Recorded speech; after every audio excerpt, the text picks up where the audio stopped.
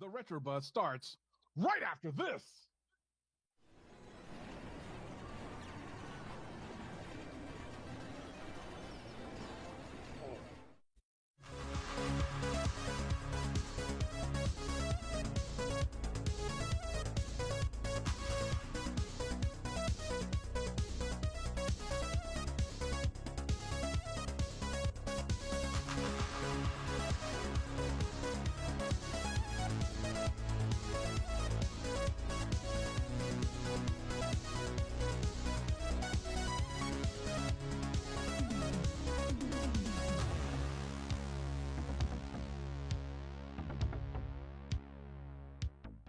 Hey guys, welcome to another edition of the Retro Buzz. This is episode number 25, and before we get into introducing our guest, let's go through the panelists. And we have back this week from I thought he was back from the Abyss, but he was tied up in a chair last we saw him last week.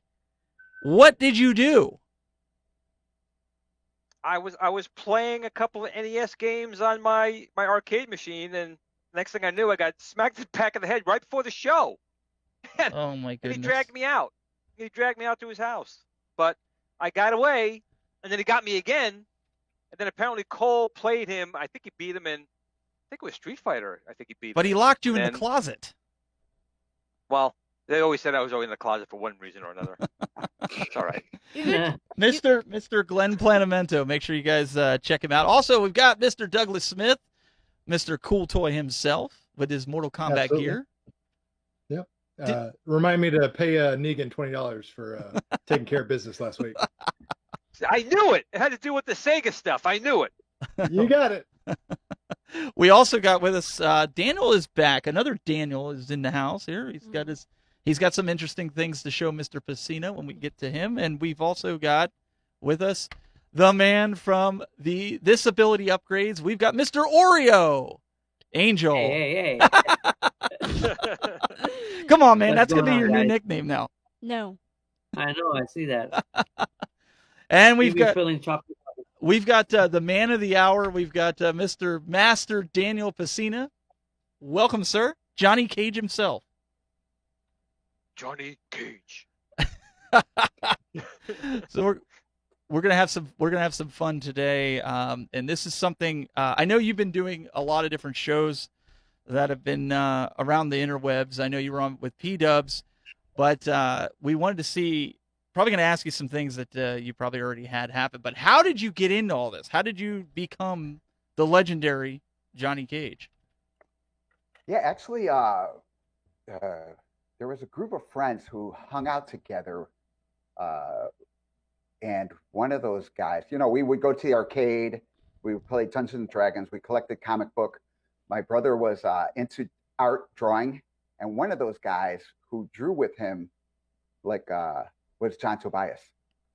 So years later, after I finished doing stunts on Teenage Mutant Ninja Turtles 2, he called me up, and he's actually called my mom's house because he still lived at home. But anyway, he called my mom up and said, hey, have Daniel call me back. And so basically, I put him off for a while, and I finally got Kano, Rich DeVizio, actually made me call him back. But that's a different story. Stood in front of me and waited until I marked all the numbers, old dial phone. So then I called John up, and he asked me if I could help. He had an idea for a fighting game, and he wanted me to help him pitch the idea to the business he worked for, Midway Bally. They made video games and pinball games. So he was like, my idea is to have a live action fighting game. You guys are going to fight each other, and it's going to be live. And, he wanted to, at the time, he wanted it to actually, there was a game called Dragon Slayer. He wanted it to look like Dragon Slayer, but live.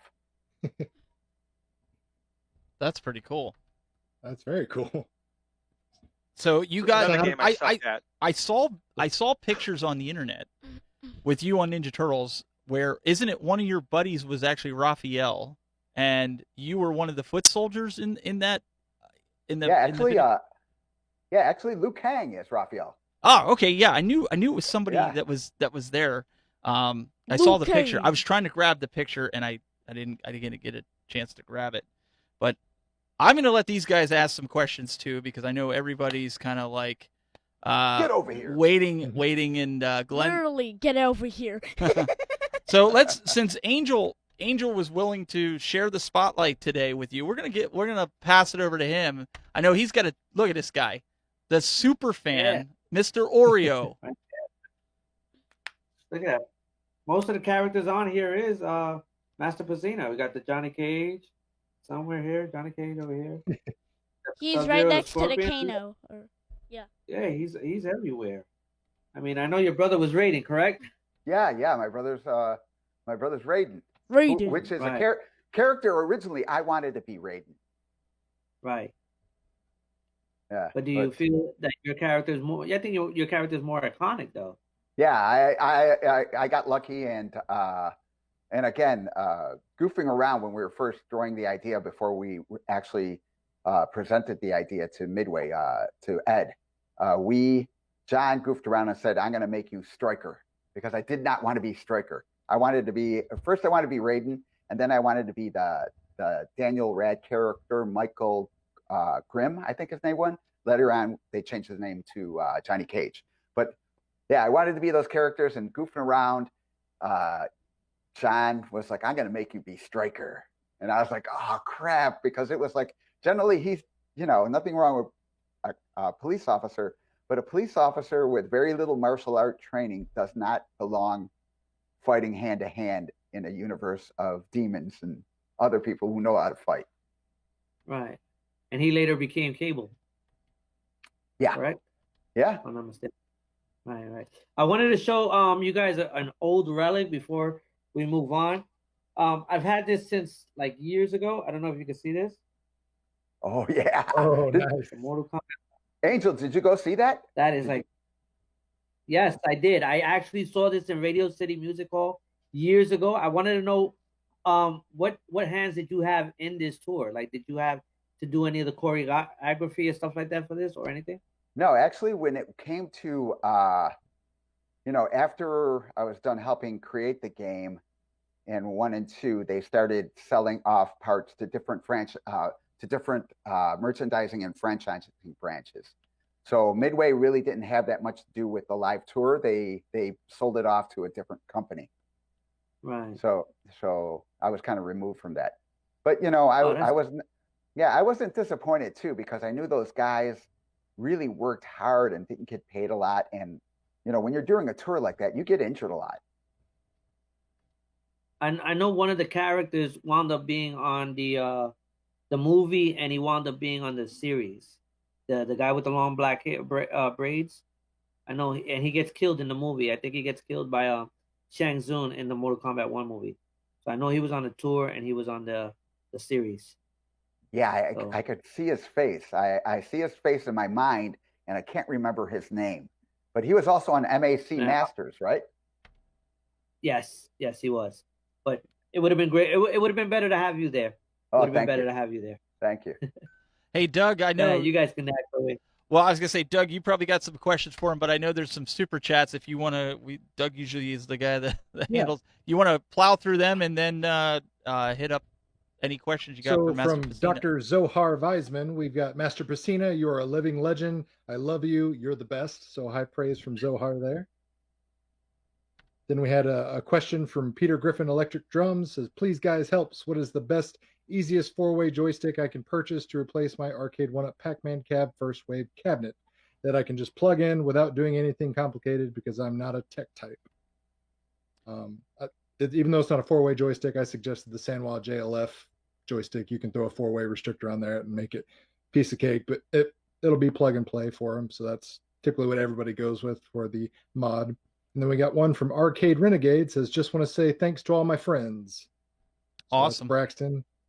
Appreciate the kind words and the super chat from Braxton. And just so you guys know, the money that comes in for these super chats, what we're going to do is, because it goes into my PayPal, what we're going to do is we're going to do a giveaway on the show. Whatever total amount that comes in, we'll put it toward. I'll talk with Glenn and Doug to see what we can get for that, and then we'll do a giveaway. We'll do a giveaway on the show here for you guys. We really appreciate it. The contributions that you put out, just showing up means a lot to us. So, Doug, you got any Yes, questions sir. for the master? I do. I've got a question. Obviously, you're known worldwide for Mortal Kombat, but I was just curious how you got into Teenage Mutant Ninja Turtles for your stunt work. There was a tournament in Atlanta, Georgia called the Battle of Atlanta. And it was a national tournament. I think at that time they had like 7 or 1,000 competitors. So it was a really big tournament.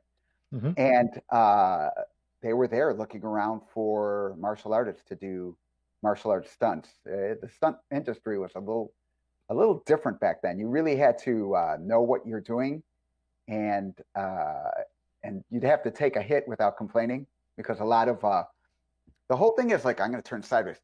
The turtle suit, the head of the turtle is about this far away from you, and the eyes are about like this big. So you can only see what's directly in front of you.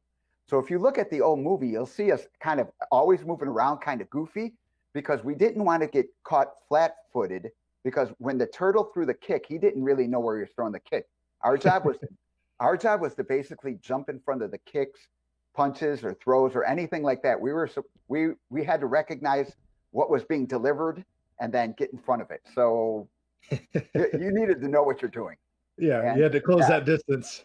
Yeah, you had to close the distance. Actually, I recall doing Vanilla Ice was on stage doing the ninja rap. Go ninja, yeah, go the ninja ninja, rap. go. Yeah. So Stephen Ho was one of the he was Donatello. He grabbed me by the back of the head. He was supposed to roll me and throw a roundhouse kick to the face. And so that way, when I get kicked in the face, I'm going to get kicked right here, and it's not that bad, you know. But what happens is, after he did the roll, he got turned around, and he instead of doing a roundhouse kick, he did a side kick, which is a very dangerous kick. Roundhouse kick is used a lot in sport because it might break your rig or break your jaw, but it will not kill you. A side kick delivered properly will kill you. But anyway, he caught me in the face and the mouth, and my front teeth got so loose, I had to wear a special mouth guard to keep my teeth from falling out. Oh, but I that's did. painful. But two, I didn't go get the mouth guard until after the day of filming. So I continued filming. You know, sometimes I'd be holding my teeth. I was like, oh, fuck. Sorry. Yeah. I was like, oh, holy cow, I'm going to lose my teeth. Yeah, that's a little, Yeah. you know, Could be a little dangerous. scar you. Yeah. That'll make you a little conscious of the next kind of kicks with that next couple of takes, I'm sure. Yeah. But what you got to do, suffer for the art. You guys know all about that. Absolutely. I think Glenn, you need to get some pointers from Master Piscina so you don't get stopped throwing yourself into a closet there. What do you think? Well, it's first of all, that was Negan doing that, but I got to say 2 things here with Daniel on here.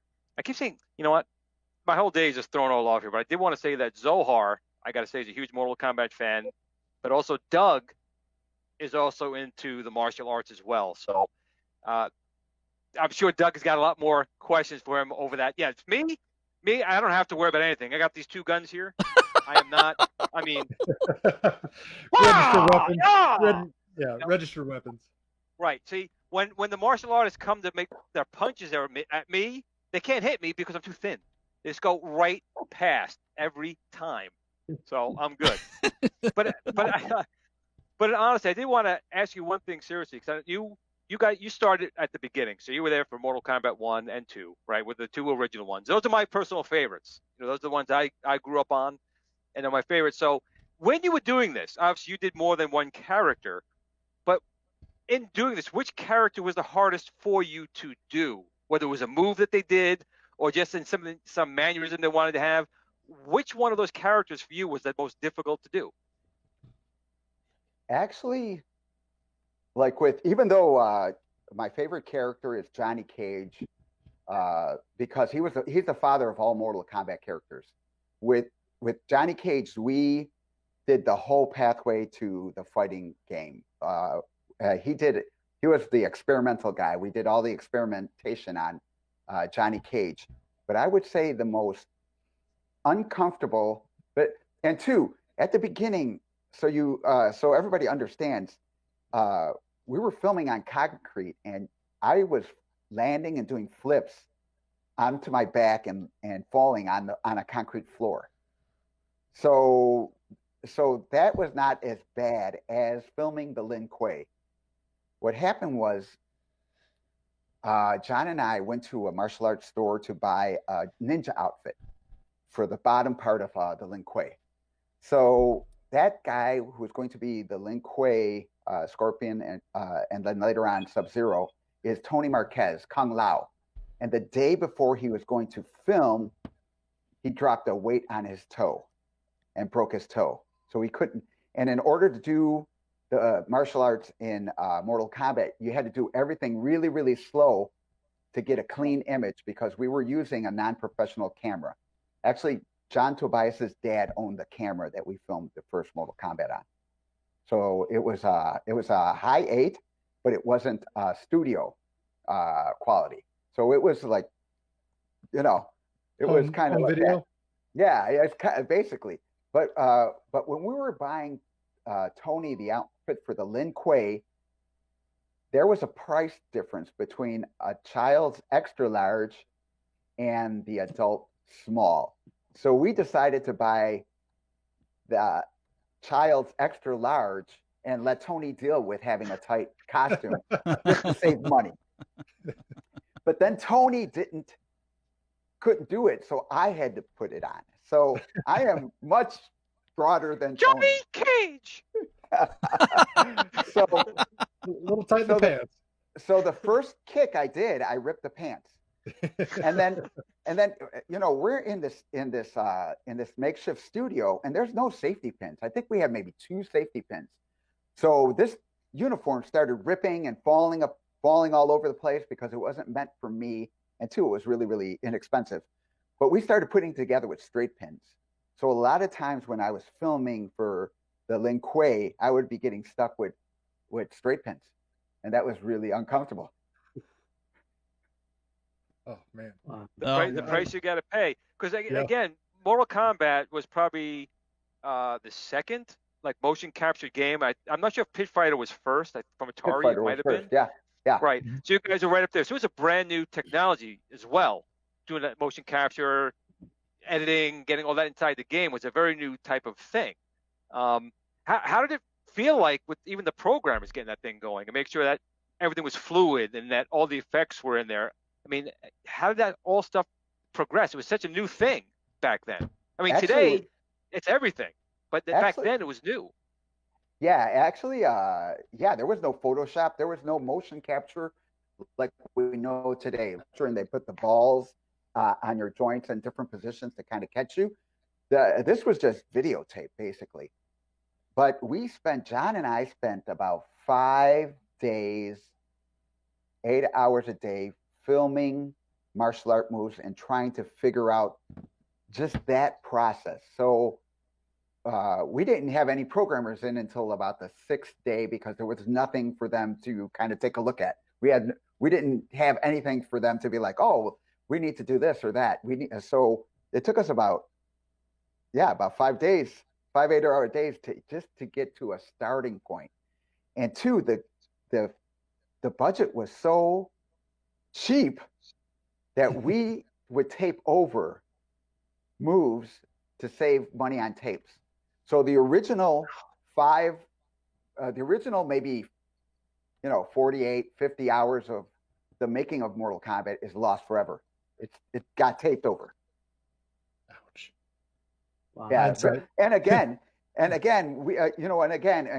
John asked me to do the game, he as a favor, he said we were only going to make 200 games, 200 arcade cabinets. No mention of doing more. When we were done with Mortal Kombat and getting ready to make it public, they already pre-sold 10,000 games. So And that wasn't even like, we didn't even plan it on going to the home version. That all steamrolled later. So is that why? Is that Go ahead, Steve. well? No. I was gonna say Go ahead. I played that footage while you and Glenn were talking. Is that why that there's only bits and pieces of that footage around because you guys basically taped over it, right? Yeah, I have about 6 hours of original footage. Wow. Of that, and what you just saw is like my footage. Warner Brothers made me pull it down. Just it's Yeah, I stole it from your website for the show. yeah, it's good. It's kind of it's out there like crazy. But anyway, it's I understand that it's kind of their intellectual property, but not kind of, in my opinion, not really, because it was never, we never released thought part of the game. Right. And two, it's my image. They don't own the rights to my image. That's why when they put out, when they bought the rights from Midway and they bought out Mortal Kombat 1, I'm not on the side of the cabinet because they don't have the right to put my image on, the right to use my image. So it's a little, right now it's a little kind of weird, but it is what it is. Well, two other quick questions I want to throw in there. One, obviously it was Midway that put out Mortal Kombat. Was that your guys' first choice, or that you kind of shopped it around and they're the ones who picked it up? That's the first question. Actually, why don't we just start with that before I go to part two of the question? Was Midway, I guess, the people you went to initially, or had that work out? Yeah, Tobias already worked for Midway. He had already done 1 or 2 games for them. And so he already worked there, and the presentation was for that, for us to give them the complete concept, like his concept. And then and that's where originally they said no. They thought it would be after we gave them a pitch. John showed them the video and showed them his drawings, and then I had a meeting with Ed representing Midway, and they thought that this idea of Mortal Kombat was not. They said no, basically no to it. They thought it would be better if they did a mainstream fighting game with Jean-Claude Van Damme. You would make a lot more quarters than this game. So they thought, But they kind of didn't do too well. yeah, exactly. I always thought it was myself, and especially myself and Rich Kano, who always thought this would be a really super cool game because they were allowing us geeks, because I'm a geek. I collect comic books. I got a stack of comic books in the room right next to us right now, sitting on the floor. But That's anyway, what I like to hear. it's just that we were geeks, and we were like, we play video games. I go to the arcade. We would all go to the arcade. Everybody in Mortal Kombat 1, except for Sonya, knew each other before that, and we all, with Tobias, would go to arcade. We would go up to different arcades in Chicago. I was going to start naming them, but it's international. It won't make any sense. But anyway, so we always thought it'd be cool, but apparently the company, but with their right, they're looking to make quarters. They're not really interested in making a groundbreaking thing unless it makes quarters. So right. It was a new thing. So that was the next part of the question, because the game was a smash. I mean, people flocked to it. It made a lot of quarters, and that got the attention of somebody else, the government. How did you guys feel when the whole government was just like, this Mortal Kombat thing, it's out of control, it's too violent, it's making people go, murder people left and right, which is all not true. But how did you guys take that when Mortal Kombat became the center of this humongous controversy with the rating system, violence? How did that go? Well, at the beginning of that, when that first started, the controversy about that first started, John and Ed could not say anything, would not give real interviews on that subject because they worked for Midway. But me, I did not work for Midway. So John would call me up and say, hey, this person is looking for an interview. You got, you should, interview them and tell them, how we never really thought that it was going to, we made it for a younger adult, not a young adult, but we made it for kids who go to the arcade. When you go to the arcade, you have your own money in your pocket. You're not 8 years old running around alone in the arcade. No. Not Not unless your name is Glenn. Yeah, 12, 13, 14 years old, something like that at that time. So John would be like, okay, here's the number I told them you're going to call. So I would call them up and set up interviews and then just, and then talking to John and Ed, they're like, hey, they're going to try to bait you. They would coach me on things to say, and they're going to try to get you to, they're going to be all nice, and then they're going to spring it on you like you created a violent game, shame on you. But then you got to stay focused and nice and come back and say, well, we made it for a older generation. We didn't make it for 4 or 5 year olds. So then it got even bigger, and Ed got to go in front of Congress, I think. So he got the glory. Wow. Wow. It did. Put in the hot seat When you for started this, you didn't think that was going to be, a nationwide phenomenon. It's like when Star Wars came out, pre-Kathleen Kennedy, by the way. Here we When go. pre-Kathleen Kennedy Star Wars had come out, George Lucas didn't think it was going to be that big a thing. It was a movie, he made it, and it turned out to be a much bigger thing, a phenomenon. Mortal Kombat became that same thing. I assume you guys you said 200 games initially, so you had really no idea of how influential and popular this game was going to be. Right. We did not know that. John got an inkling that it was going to be a success when he took it out the first time to test it. It was a Super Bowl Sunday, and he didn't really expect a lot of people to play it, but they're going to put it out anyway just to see how it does, see if it, breaks down, if it turns off.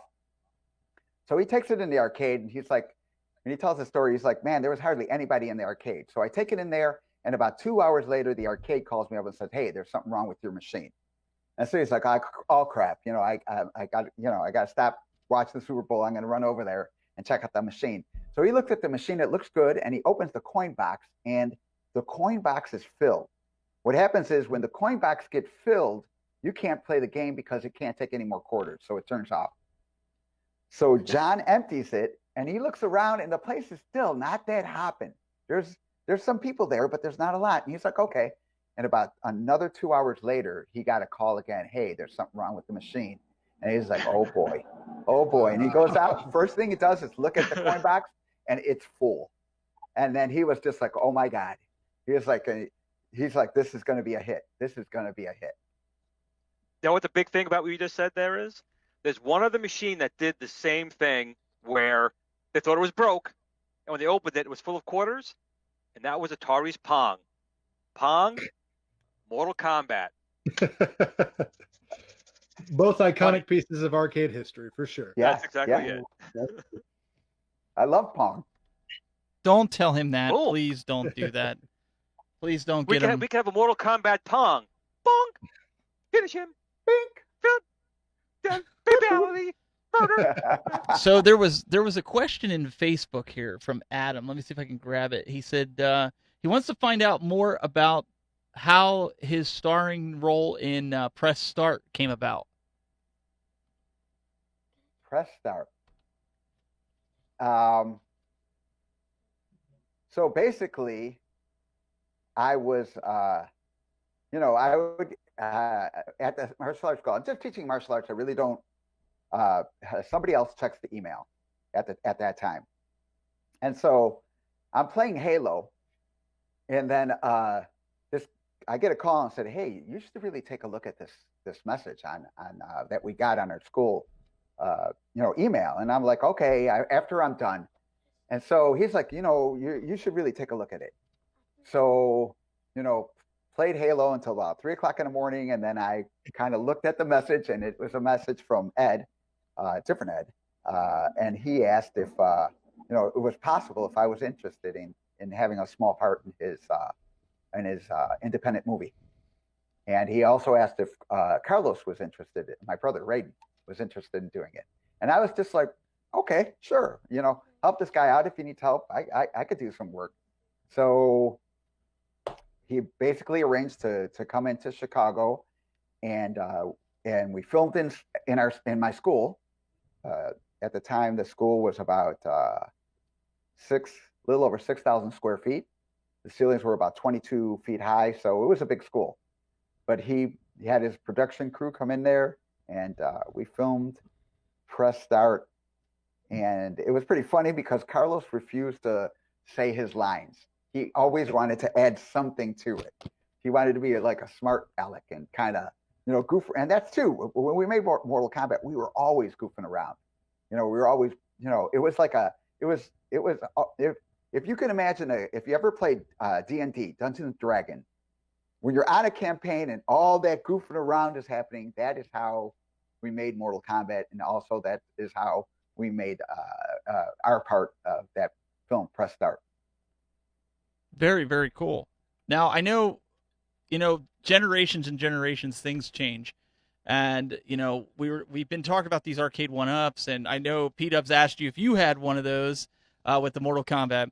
I had picked up one that has Mortal Kombat 1 and 2, where my 7-year-old son had never played it before. He knew Mortal Kombat 11. It also has 3. It also has 3, yes. Yeah. So he had never played it, and then he started getting into it, and he wanted to show you some things that he's been collecting since then.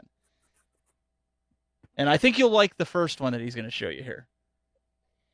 This is Johnny Cage figure. The figure of Johnny Cage. Yeah, the McFarlane, right? Yeah. Yep. That's cool. So there's more than where that came from. There's also Raiden. Oh, my brother. Awesome. There's a funny story behind that. And go ahead. What else? What else you got? Sub-Zero. He also played him. Yep. Yeah. And then he's got one more here. He's going to show you here. Scorpion. That's Get my over favorite. here. It also has a on the back. It shows The Rope hook. there. Yeah. yeah. It comes with that. So I just Cool. Actually friends with him. I think it's funny though how the generations, like, we know it from the original Mortal Kombat. He plays that. I mean, he plays the game, but he goes back to his Switch with Mortal Kombat 11, and how much the generations. My Switch doesn't. It keeps on saying, "Oh, it needs a download." Doesn't download. But these guys are getting into the Mortal Kombat generations later, and I think Glenn, Doug, it looks cool. Don't get me wrong, but it's like there's too many buttons. Like the Mortal Kombat era was the era of the buttons. Like if you played that, you were like a master. And I think Glenn, you said that before. You were like, yeah, there's a lot of buttons involved with that. There is. I'm used to the old Atari. You got the one button. That's all you need. Or the trackball for Centipede.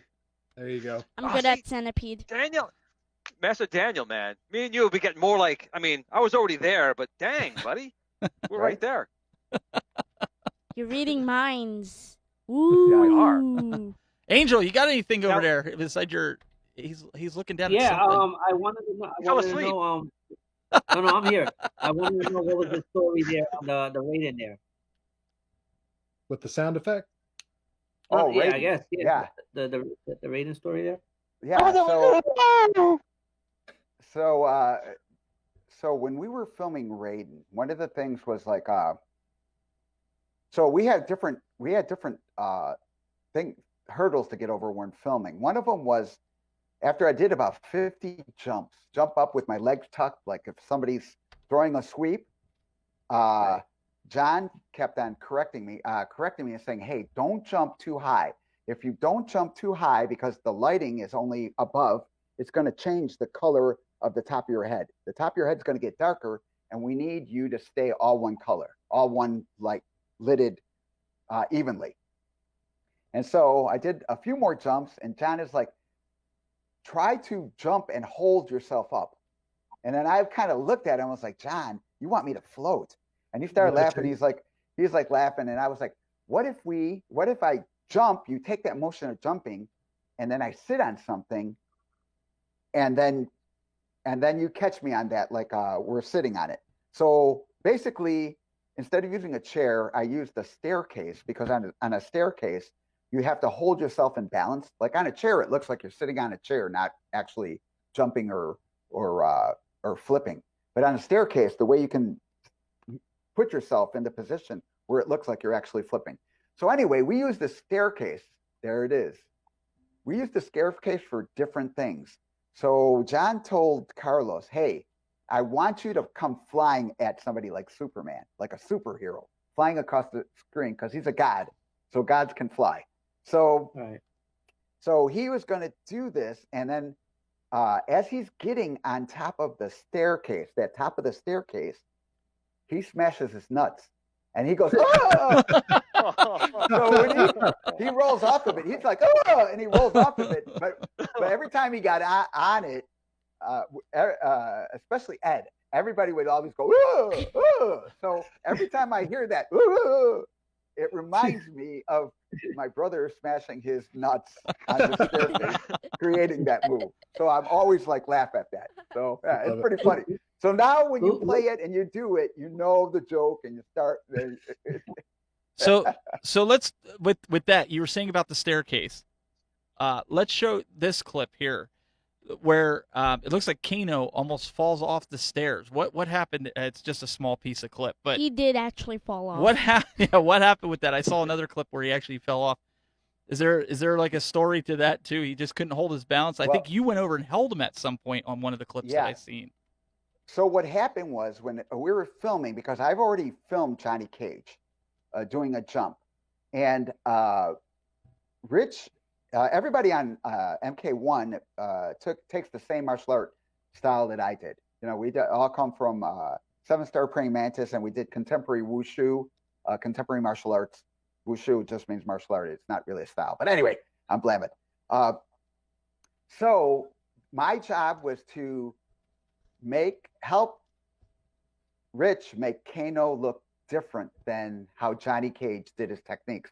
So that way he would have a different personality. So that way when you're playing, it wouldn't look like the same moves that the other guy did. It would look really, really different. So I positioned him on there, leaning back, because Johnny Cage has more erect jump kick. So to make it look different, I had him leaning back, like flying at you at a different position, so people would understand that it's a different person and a different personality. So he just couldn't balance stuff on there. So I kind of would hold him up, and it wound up to be the general practice. I did that for every character. Would be hold them up in a different posture, so that way it wouldn't look like the last character. That way each jump kick would look different. Now, Doug, do you do that with your jump kicks and stuff? Do you hold people in place so they don't fall? I just go the easy route. I levitate. It's, It's that black belt superpower. It just gives you the ability to levitate and hold your position in the air. But no, I was going to ask Daniel. You spoke about Mortal Kombat 1 kind of being a surprise hit. Obviously, once it got out there and became worldwide success, you guys went back to the studio and you started making Mortal Kombat 2. How was the experience making Mortal Kombat 2 and filming and doing it that way, now that you had this surprise worldwide phenomenon, under your belt, so to speak? Well, the first day I came in to shoot for Mortal Kombat, John, Ed, and myself spent 2 hours cleaning out what I thought was a storage room, and cleaning out a space in front of a flat wall to shoot Mortal Kombat 1. So move desks and chairs and kind of sweep and generally make an area to start creating this game. So in number 2, they actually took that storage room and made it into a studio, and they actually bought a professional digitized camera. So, and they actually had lighting. And so everything, just the production quality just increased greatly. That's good. It's good to hear that they upped the ante and gave some financial uptick to that instead of just trying to pocket the rest of it. Well, they basically, that's why I didn't do 3, is because I was only going to do 200 games, and later on when I asked for my bonus, they decided not to give me anything. So just remember, you guys creating a game, get good representation, get a lawyer. Yeah, always get a contract. Yeah. Well, even if you have a contract, if you don't get everything exactly in writing, they'll be able to take advantage of you. And your friends can't really defend you. Like John couldn't really do anything to help us because he worked for the company.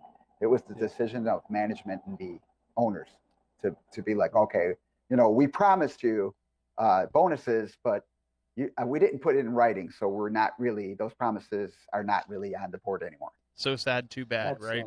Yeah. But Hello, darkness, it's all right. my old friend. Exactly. I'll talk to you again. I It'll had make to me do cry. that. I had to do it. Awesome. No one can't. Master Piscina, real quick, whose idea was it for the nut punch? Actually, John asked me to do it, but I think it might have been Ed's idea to do it because they said Jean-Claude Van Damme said no to the game. So when we're shooting Mortal Kombat, John asked me to do him. He was like, "Hey, we want to make fun of Jean-Claude Van Damme. Will you do some Jean-Claude Van Damme moves?" And I was like, "No, I'm not going to do any Jean-Claude Van Damme moves. I watch Jean-Claude Van Damme's movies, and I'll pay for it, but I refuse to. Sorry, but I'm a better martial artist than that guy, so I'm not going to copy it. I'm not going to copy him. Fighting words. Fight. Okay, anytime. No, it's not. It's a fact. So yeah, because he's a dancer. Jean-Claude Van Damme is a dancer. He came from a dancing background. I think he got up to like green belt, so he's not really a martial art guy. But anyway, at that time, might have improved later. But then John was like, "If you do this, I'll buy you a pizza." And he knew that I love pizza, man. I really love pizza, and I was like, "Okay, done. What do you guys want me to do?" So that's how John basically made me do the splits like 50 times in different angles to try to capture what you see in the video game. And it's pretty funny because in the end, I think it was the third take when he was like, "You know what? On the third take, I thought that was the best one." And then I was like, "Well, why did you make me do the rest?" And he kind of does the John Tobias smile where one side of it goes up and kind of goes up and his nose flares. His nose gets really big like that, and he goes like that. He's like, "Because I can." Basically, I'm like a monkey. Yeah, I'm like a monkey, and I'll do whatever for a pizza. So it was pretty funny. Now, Daniel, we said before that you knew pretty much all the people on the Mortal Kombat 1 except for Sonya. So how did you guys find her?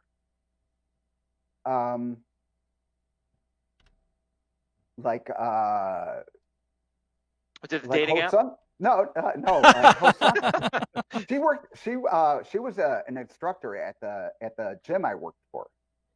So, and naturally, she looks really athletic, and I wanted to make sure that I picked a female that wasn't like just like a model. I wanted her to be able to look like she could fight because all of us basically look like we can fight, and we look like we can fight. So I didn't want like a skinny model with no muscles, like doing this fighting game. Like Glenn. Right. But he's like a ninja. He's a ninja. Yeah, he's a ninja, all right. So I asked Liz. I was like, "Hey, Liz, I'm doing this video game, and we're looking for a female, and it's a martial art game, but I could coach you and show you how to do the moves, but we need somebody who looks like you look like you can beat butt." And she's like, "Okay." And so she came in and do you know why he's asking you, Master Piscina? Do you know why he's asking you? Because Glenn is single and he wants her phone number. Yes, that's exactly it. Definitely, absolutely. That's why he's asking that question. You That's can put her legs just like this, and I'll be fine with it. It'll not be a problem. Yeah, I've been with conventions with Liz where grown men will just kind of all of a sudden you got this 35, 40-year-old guy just kind of shell-shocked. And then they say, "You were my first love." and you kind of just that's not like, creepy. Yeah, I gotta look at it. I gotta looking at them, and I'm like, "Oh," and they don't even say anything. They just stare at her. Oh, that's even worse. That is worse. Yeah, and I'm just like, "Oh my god, oh my god." I seen in a documentary that she was the one that came up with the friendships, right? Yeah. She actually, when we were, John asked me, he's like, "Hey, you got to think of a finishing move." That's what we called the fatalities at that time, were the finishing moves. That's where later on Finish Him came from.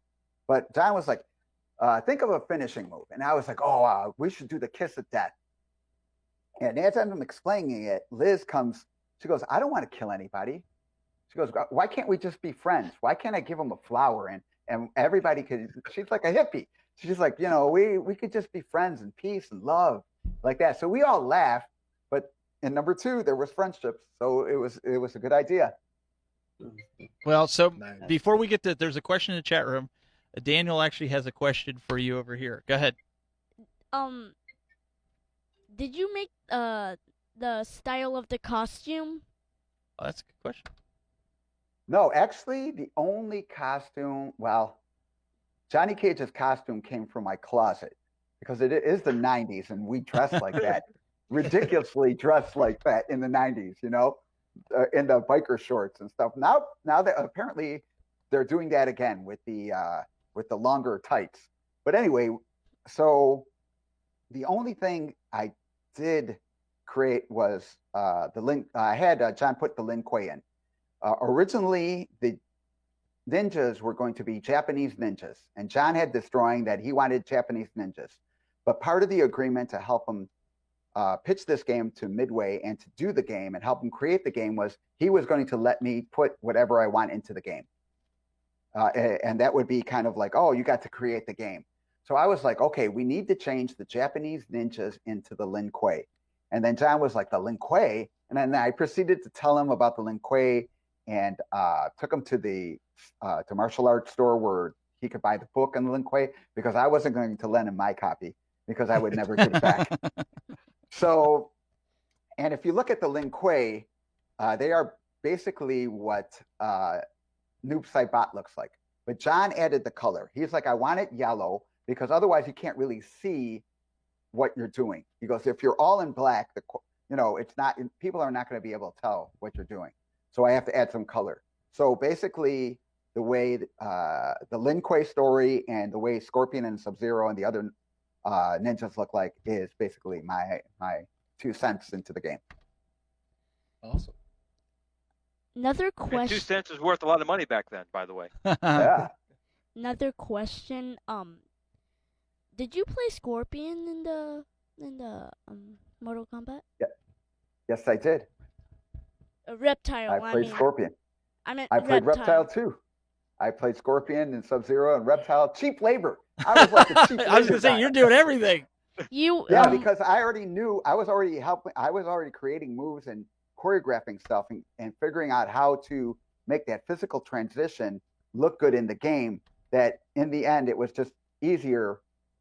When we were making Scorpion and they broke the news that they're going to do a palette swap, John was like, you know what, heck, just shoot 4 or 5 other ninjas. So we actually shot enough for another 2 or 3 Lin Kuei. And I think that's where the whole having a Reptile come out of it. Well, The actual idea for the secret kind of character was Carlos and Rich wanted to have a tag team, a secret tag team. They wanted the Kano and Raiden to jump out and, like in a kung fu movie, you got to fight both of them. You know, if you see the old Shaw Brothers, the 2 good guys get together and fight the evil. So they wanted that idea, but they only wanted their characters to do that, and they wanted it to be a secret. So basically, you played all the ninjas in Mortal Kombat except for Johnny Cage. Well, he played Johnny Cage too. Yeah. Yeah, I played Johnny Cage too. Yeah. Yeah. You played all the Like I ninjas. said. But so the bottom line here is he played the best character, which is Reptile. Yeah. That's all I need to know. Well, Well, all the I best like Scorpion. characters. yeah, Scorpion for Mine's me. a Scorpion. Yeah, mine's Scorpion too. See, I like Now, the Reptile. thing that Scorpion throws, I know you did it in a couple of videos, like my son. What is that? And who came up with that idea for Scorpion to go, get over here, and pull the guy and pull him back in? Basically, that's called a rope dart, shinbiao. It is used to pull horsemen off their horses. So it's basically a really long rope with a dagger or a really long piece of leather with a dagger around. When they used it originally, the dagger was like 2 pounds. So you got this 2 pound sharp object on a rope and you wrap it around your body to make centrifugal force, and then you shoot it out. So originally, what happened was when we're shooting the Lin Kuei, Ed got an idea. He's like, I want you to take a lasso and go around your head, and then you're going to throw it around the person, and then they're going to get tied up. And then you're going to walk up to them, and then you're going to be able to beat them up because they're tied up. And then I was like, man, one thing, that's like Wonder Woman, and I'm not going to do any Wonder Woman moves. And then John basically told me not to be a smartass. But anyway, so I was like, but there's a weapon. And then I described the weapon to John, and then I showed him how to do it. And as I was showing him and then pulling him over, Rich DeVizio yelled out in his Kano voice, "Get over here." And then he did an uppercut. And we all laughed, but it was so hilarious and so cool that now whenever I hear it, I think Kano is doing, it's Kano's voice. When Rich would do stuff, he would always do stuff in the Kano, the gruffy Kano guy. But so I know Ed does the voice, but Ed is mimicking Kano's voice, saying "Get over here." So Rich DeVizio, shout out to Rich DeVizio for creating "Get Over Here." All right, we got a question in the chat room here from Meatball Saucy. He says, question for Master Daniel. Leg sweeps and uppercuts dominate the Mortal Kombat landscapes. How many leg sweeps and uppercuts did you film across all of your characters in Mortal Kombat? Wow, that's a question. Man, that's a really question, because originally the sweep was like, John was like, do a sweep. And I was like, a sweep? So I started thinking, it's like, Karate Kid, how you sweep the leg. And I was like, well, technically, that's not a sweep. That's a trip. It's a leg trip. And then I started filming different ways to do the sweep. And then so I did the front sweep, and finally I was doing the back sweep, which you see in the game. And John was like, that is so cool. We're going to use that. But I must have done at least, 15 different techniques. But two, the way we created the game was I would do a martial art move, and then John was like, do a martial art move 3 times and then change it in some way. So an example is, if I punch like this, I would do a punch like this. John would be like, okay, you're punching like this, change it. So then I did 3 punching like this. Then I did 3 with like this. Then I would do Tiger Claw. Then I would do a Southern Eagle Claw. Then I do a different claw. Then I do a Dragon Claw. And I was doing all these snake. I would do a snake. So I was doing all these techniques 3 times. And then I would be like, okay, I'm going to throw this punch, but I'm going to tilt my body this way. So I did it 3 times like this. And then I would do 3 times to the side this way. So this literally is why it took those 5 days of 8 hours a day to make the pathway to Mortal Kombat. That's what we were doing, is doing the technique like over 3 times and then change it in some minute way to get the correct look for the game. So maybe I would say, maybe for just the sweep and the uppercut, probably at least 3 hours worth. Oh my. That's a lot. I really want to show you. Because we would do it different ways, different, your body going different angles, and just to see how it looked. We would look at it, and then John would be like, I didn't like any of that. Then he'd erase all that, and we'd start tape over that. So that was basically the process. Real quick before we got to wrap the show, Doug, we have a super chat in there, and then we'll give you guys a chance to call in. Master Piscina, if you got like 20 minutes for our post show, what we usually do, we open up the phone lines and people can call in and ask you questions or ask anybody on the panel, but mainly you, because you're the showcase. So guys, stay tuned for that. We'll have that. But Doug, what do we got here in YouTube world? So we got a super chat from Slingslade, and it says, question for Master Piscina: how much of an influence and inspiration was the movie Big Trouble in Little China? When we were pitching the game to Midway, that was one of the movies we said we wanted to borrow from. So not necessarily Raiden, because John had a fascination with the Japanese God of Thunder, Raiden. And though it looks like Big Trouble in Little China only because Carlos got to create Raiden. So that's why, and he loved Big Trouble in Little China. as well as everybody, all the guys did. But that's why it looks like the Raiden from Big Trouble in Little China is because that's the way Carlos created that Raiden. So yeah, we borrowed a lot from that. We borrowed stuff from, like, originally when we were pitching the idea, we wanted to have X-rays in the game from Fist of the North Star, the anime. So we're taking ideas from all over the place, and we wanted to put in the game. Like originally, to John, when we first talked about the game, John wanted not only blood, but you were going to be battle worn. So you would start off looking fresh, and as the game progressed, you would get bruises, and your clothes would get ripped, and you'd get like blood all over the place, and you'd be leaking blood. And I remember I kind of complained. I was like, John, if you put blood in our face, nobody's going to be able to recognize me. And then John goofed around. John was a smart butt, and he's like, sure they will, but you'd just be all beat up and bloody like you should be. So we had different, like I said, in Mortal Kombat 1, we had so many ideas: tag teams, secret characters, X-rays, brutalities. That was one of Johnny Cage's first fatality finishing move, was to do like a brutality. His first actually fatality was to jump up in the air and punch a hole in your skull. So you turn towards the camera and you'd have a hole in your skull, which I think they used later on. But the first game, originally, that was one of his first fatalities. I still like the friendship where you sign the autograph and you throw it. That's still that's the best. I mean, come on, if you don't like Johnny Cage, you got to like that. But somebody, well, it's so perfect for the character too. Yeah. That's actually my handwriting. Oh, is it really? Even better. Even better. Somebody in the chat room, Michael B, the Game Genie, he said, did they leave Johnny Cage out of Mortal Kombat 3 as a show of respect to Master Piscina because he wasn't going to be on the game? Is that what happened with that, and why you weren't on that? I don't think it was a show of respect. I think it was a show of paying royalties. Again, exactly. They never paid me they never paid the bonus or anything like that, or gave me any credit for helping them create this game. So I think in the when they were making 3, they were like, we're going to take Piscina's characters, Johnny Cage, Scorpion, and Sub-Zero, and not put them in the game. And if you recall, number 3 didn't have those, but it did so poorly that then they made a Ultimate, and they made another one. They made 2 more number 3s to make up for the number 3 that failed.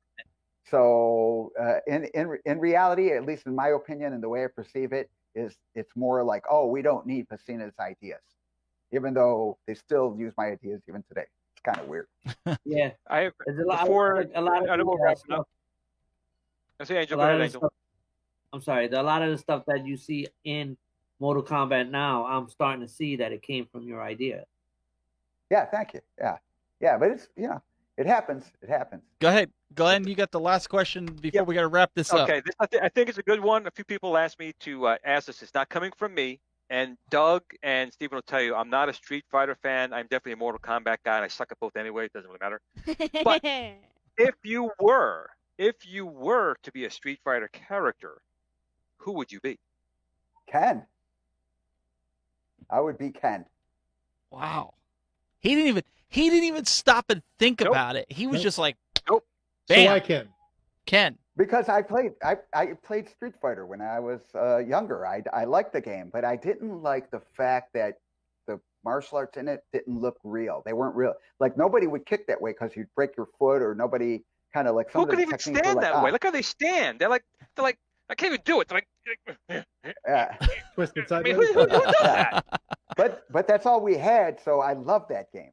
I spent a lot of quarters on that game, but so that was one of the things when we were making Mortal Kombat, is we wanted to make it look like it was not only real people, but they actually knew how to fight. When you see them throw their moves in 1 and 2, you can tell that they could really know how to, punch. Their shoulders are not all tight and scrunched up, or they don't look like like a brawler. They look like a martial artist.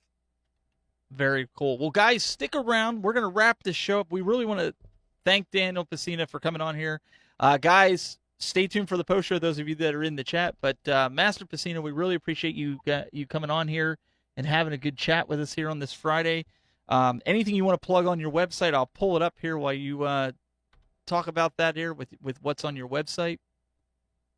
Yeah, naturally, it's mainly geared towards martial arts. But, people can reach out to me on social media, Master Piscina on Facebook, Master D Piscina on Instagram, because I cannot remember the password for Master Piscina on Instagram. And they make you, they're like, oh, you want to change your password? What's your old password? And I'm like, that's why. That's what do you mean with that? I can't remember my old password. That's the whole thing. So they don't really let you do that. So anyway, and then Twitter is actually Master Piscina. And two, if you have any questions besides that, if you didn't get your question in, you can shoot me a question there. It'll take me a day or two to get to it, but I will personally get to it. And also, we're going through a strange time. People are kind of getting a little cabin fever. Just need somebody to say hi to, or just somebody to reach out to. Just reach out to me and say hi. We're all going through the same thing. So nobody during this weird time is special where they're not going the same thing, unless you're super rich. Then you're not basically going through the same thing. Your life is normal. Well, we appreciate you coming on. Yeah, I can attest to that. I can attest to that. It's true. Yeah. Us super rich people, that's not a problem. We appreciate you coming on, and we appreciate Braxton Bragg for putting us in touch with you to come on the show and be here with us. We also want to thank this gentleman here, because he also reached out, Mr. Oreo. Yeah. That's his new nickname. Angel. No, it's Angel. Thank you. Check him out. Angel, where can they get in touch with you if they want some of those fabulous marquees that you're building, and also some other stuff that's hush hush? Actually, I'm actually pushing for phone call orders now, because it's kind of hard to text and write and message everybody the same thing over and over. So you guys can call me up. I'm going to be taking some orders on Sunday. The number is 347-967-6714. Just call me up. Tell me what you guys want. Let's get it done, and we'll get it happen. Well, we appreciate you for jumping on here, Mr. Angel. Good longtime friend here of the show, and also want to thank Mr. Douglas Smith, the COOLTOY himself. What do we got on deck for Sunday? I believe it's how to configure the controls and what all the menus mean, and like the parental controls and that type of thing for your At Games Legends Ultimate Arcade cabinet. And before we get to Mr. Glenn here, I do want to mention, if you are an At Games Legends user and fan, they have a huge competition this weekend, starting May 15th at 12:01 a.m. through May 17th at 11:59 p.m. Pacific time for Lock and Chase and Chain Reaction. So place in the top 10 on either game to win 10 BYOG hours, and 10 random winners from each game will also be selected to win 10 BYOG hours. So if you guys feel like you are competitive to do that, we'll see you on the At Games machine. But we also want to thank Mr. Glenn Planatomato, Just his new nickname. Planamento. His new nickname is Plant Tomato. Plant Tomato. It's Planet Tomato. Planet Tomato. Very cool. My marks for the rope came out, so that's good. Well, hopefully next week you're out of the closet and you're back to your arcade. Let's hope so. I got to get out of space first of all. I'm still in this black hole, so. And the abyss. The abyss. I got to get out of here next. But big thank you again to Angel and to our Mortal Kombat guest here today. Big fan. I'm a little starstruck. It's like when I had Pac-Man fever on here. A little starstruck. having an idol here. I'm fumbling my words. I'm being an idiot, but just a huge fan of his. My childhood, which I'm not that much more of a child, I guess, than him, but the game was still a game I grew up with. Well, I guess I didn't even grow up with it. It was kind of old. Anyway, it was a game I liked to play, and I really want to thank him for many hours of playing. Even though he's not good. Johnny Cage. No, actually, Mortal Kombat, I'm not too bad. Okay. In that one. I am. Okay, when I play myself against nobody, I win every time. Okay, Arcade 1-Up, you need to put a new revision of Mortal Kombat out with the Wi-Fi so we can see how good Glenn really is. Just saying. Get over here! Just saying. Guys, we really appreciate it. We got one last guy to thank. We appreciate you bringing your action figures and commenting and trying to get him into this whole broadcasting spot so I can retire and just press buttons all the time. Yeah, I really am a big fan of you, Master Piscina. Thank you. Big Mortal Kombat. We got him into that, so. Well, because I got the figures. No one can love Mortal Kombat without the figures. Oh, you hear that? Doug, Exactly. a man after your own heart, right? Yep, I'll tell you, there's no higher compliment to anybody when people tell you that. It just brings something they did brings them enjoyment. There you go. And Daniel has done that for so many people, and of course the government loves him so much too. That's why they don't arrest him.